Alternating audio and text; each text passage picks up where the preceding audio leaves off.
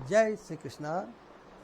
भक्ति पथ के आज 16वें पद में हम आज आपको बाहर ले चलते हैं भगवान को ढूंढने के लिए।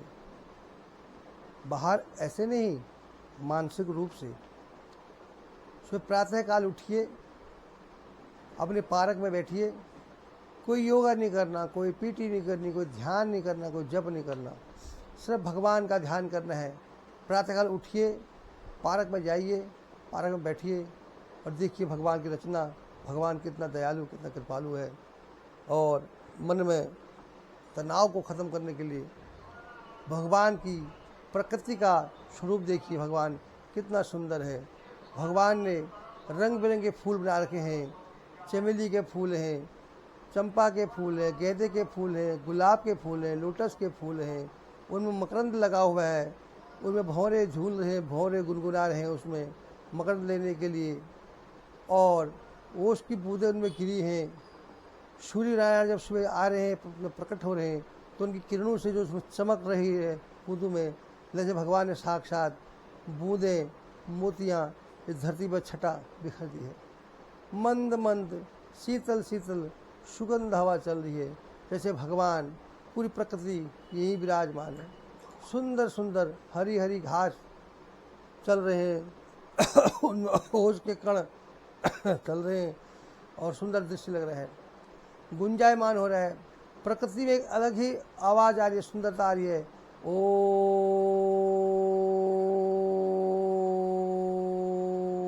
ऐसी धुन आ रही है।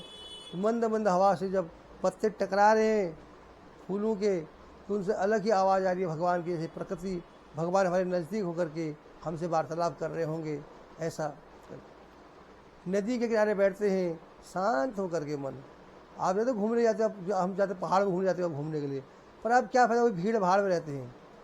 सब एक दिन चाहिए पहाड़ों में शांत होके ऊपर एक पहाड़ की चोटी में बैठ जाइए, ऊपर अकेले शांत होकर के, और देखिए, गुनगुनाइए प्रकृति का रंग।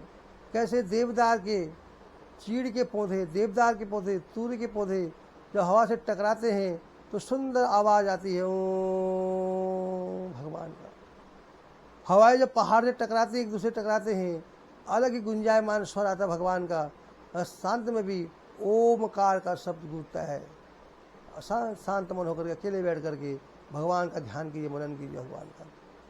पानी के झरने के पास बैठिए, जब पानी की बूंदें नीचे टकराती है एक दूसरे से नीचे चलने के लिए, उनसे जो टकराने से जो साउंड, जो ध्वनि पैदा होती है, अलौकिक ध्वनि है। श्रवण करेंगे उसका। ओ पूरा प्रकृति जैसे नृत्य कर रही होगी। सातों राग प्रकृति इस पृथ्वी में बिखेर रही होगी और प्रभु की कृपा यहाँ फैली होगी। मनन कीजिए। नदी किनारे बैठिए, नदी की कल कल की आवाज़ सुनिए। जब नदी का पानी पर्वतों से टकराता है तो एक सुंदर की ध्वनि उत्पन्न होती है और पूरा संसार ओममय है, गुंजायमान है। संसार में रस है, आनंद है। लगता भगवान यही प्राप्त है, सारा यहाँ विद्यमान है। फूलों में बसा है, कलियों में बसा है, कण कण में भगवान बसा हुआ है। भगवान की प्रकृति को देखिए। भगवान कृष्ण ने एक बार दुर्योधन को भेजा कि दुर्योधन बाहर जाओ, एक पार्क में देख के आओ, बाग में देख के आओ कि प्रकृति कैसी है। और बाद में अर्जुन को भी भेजा। दुर्योधन से पूछा, दुर्योधन तुमने पार्क में क्या देखा? तो मैंने कुछ नहीं देखा, सब गंदगी थी, सब कीचड़ भरा पड़ा है, पानी पानी हो रखा है फूलों में, कुछ स्वाद नहीं है। फूल तो है पर उनमें कांटे लगे हुए हैं, जाओ तो लोग कपड़े फाड़ देते हैं। मैंने कुछ, सब ऐसी दुनिया ऐसी है, कुछ नहीं है संसार में, कुछ नहीं है, कांटे हैं, फूल है, कुछ नहीं है। अर्जुन आपने क्या देखा? कहते हे प्रभु, मैंने आपका चराचर प्रकृति का स्वरूप देखा। सुंदर पुष्प उग रहे हैं, उन फूलों में मकरंद जो है लबालब बह रहा है और भंवरे उसमें झूल रहे हैं, गुनगुना रहे हैं अपनी ध्वनि, संगीत गा रहे हैं, भंवरे उनमें गुनगुना रहे हैं और फूल खिल रहे हैं। फूल में जो जल की बूंदें गिरी है, रात की ओस की बूंदें ऐसे चमक रही हैं मानो भगवान ने सितारे आसमान से जमीन पे बिछा दिए हैं। सुंदर भगवान की मंद मंद सुगंध सुगंध हवा चल रही है, शीतल शीतल हवा चल रही है। और भगवान सूर्य नारायण एक लाली रूप में, एक लाल ऐसे लाली रूप में जब प्रकट हो रहे हैं, प्रभु वो दृश्य देखने लायक है। लगता है ईश्वर यहीं पे है, प्रकृति यहीं पे है, हम तो मिथ्या ही अपने भाग दौड़ में भाग रहे हैं। ऐसी अपने आप को तनाव से मुक्त करने के लिए ऐसा अकेले बैठ के ध्यान कीजिए। प्रभु का सब कुछ यहीं पे विराजमान है और यही है, प्रकृति में ही परमात्मा विराजमान है। प्रकृति से ही आदमी को मुक्ति मिलती है। इसलिए आइए एक भजन करते हैं जो ऋग्वेद का 7वें अध्याय का 48वां श्लोक से लिया गया है। अनेक ऋषि मुनि ने गाया है, वो अच्छा लगा, मैं आप भी सोचता आपको सुना दूं। क्योंकि तनाव भरे जीवन में हम भगवान को ढूंढने कहाँ कहाँ जाते हैं, मंदिरों में जाते हैं, गिरजाघरों में जाते हैं कि भगवान वहाँ है, मस्जिद वहाँ है। भगवान कहीं नहीं है। भगवान कण कण में, इस प्रकृति में भगवान है, जिसने सब संसार में अपना रस भर रखा है। फूलों में सुगंध भर दी, गन्ने में रस भर दिया, ऐसे परमात्मा हर जगह विद्यमान है। तो प्राप्त करने के लिए हमें अपनी इंद्रियों से मोह माया छोड़ करके परमात्मा से स्नेह करना है, परमात्मा से प्यार करना है। आइए एक थोड़ा सा दुला आनंद स्रोत बह रहा और तू उदास है, आनंद स्रोत बह रहा और तू उदास है, आनंद स्रोत बह रहा और तू उदास है। अचरज है जल में रह के, अचरज है जल में रह के, मछली को प्यास है, आनंद स्रोत बह रहा और तू उदास है। मंद मंद शीतल शीतल हवा चल रही है, फूल खिल रहे हैं, भौरे गुनगुना रहे हैं, उनमें रस ले रहे हैं भौरे, और कलियाँ गा रही हैं, फूल के पत्ते हवा से टकरा रहे हैं, अलग ही आवाज आ रही है। सुंदर वातावरण, भगवान की लाली वाली है, भगवान सूर्य नारायण भी प्रकट हो रहे हैं सुंदर दृश्य में, और हम उदास बैठे हैं और सोए हुए बिस्तर में सोए हुए उदास बैठे हैं। तो यही हो गया ना, चल रहे मछली को प्यास है। आनंद स्रोत बह रहा और तू उदास है, आनंद स्रोत बह रहा और तू उदास है।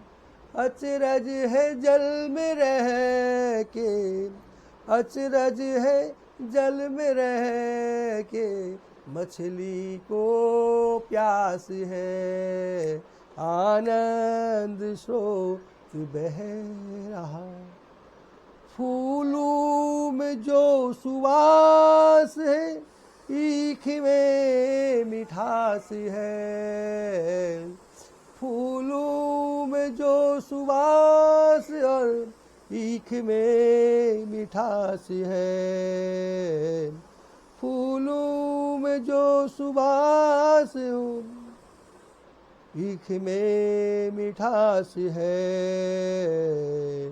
वही प्रभु तो तेरे, वही तो प्रभु तेरे घटे घटे में वास है, आनंद स्रोत बह रहा और तू उदास है।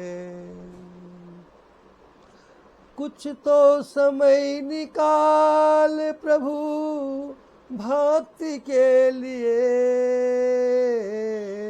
कुछ तो समय निकाल प्रभु भक्ति के लिए। नर जन्म का उद्देश्य ना, नर जन्म का उद्देश्य ना भौतिक विलास है।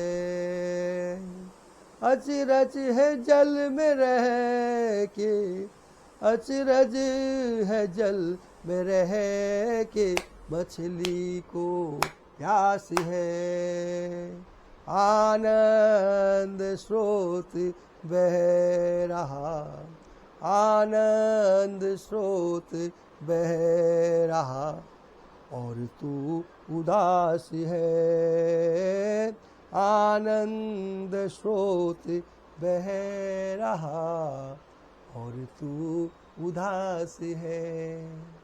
अचरज है जल में रह के, अचरज है जल में रह के, मछली को प्यास है, आनंद स्रोत बह रहा।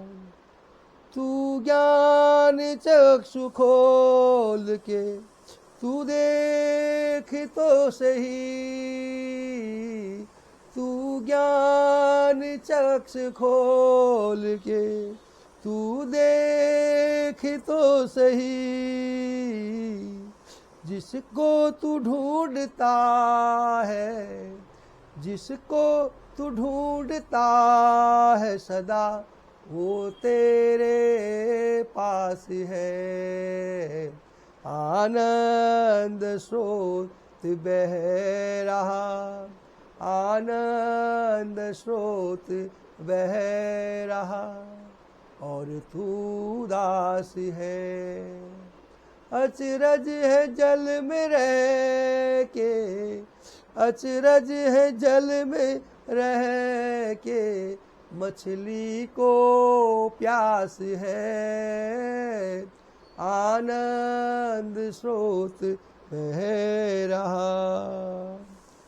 आनंद स्रोत सुनना पाएगा जब तलक, आनंद स्रोत तू ना पाएगा जब तलक, जब तक प्रकाश तू इन इंद्रियों का दास है, आनंद स्रोत तू न पाए का तब तलक, जब तक प्रकाश तू इन इंद्रियों का दास है।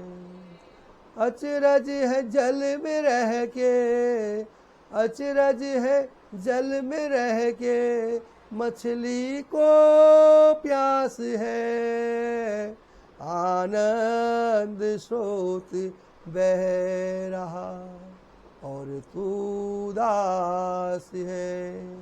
अपने मन में तनाव नहीं लाना, उदासी नहीं करना, जीवन में कहीं कोई उलझन नहीं रहा, कोई गांठ जीवन में होनी चाहिए। ईख है, गन्ना है, बहुत रस होता है गन्ने में भरा हुआ है, उसमें बीच में गांठ होती है। आप ध्यान कीजिएगा, गन्ना बीच में तो बहुत मीठा होता है, पर जहाँ गांठ होती है वहाँ कड़वा होता है। वहाँ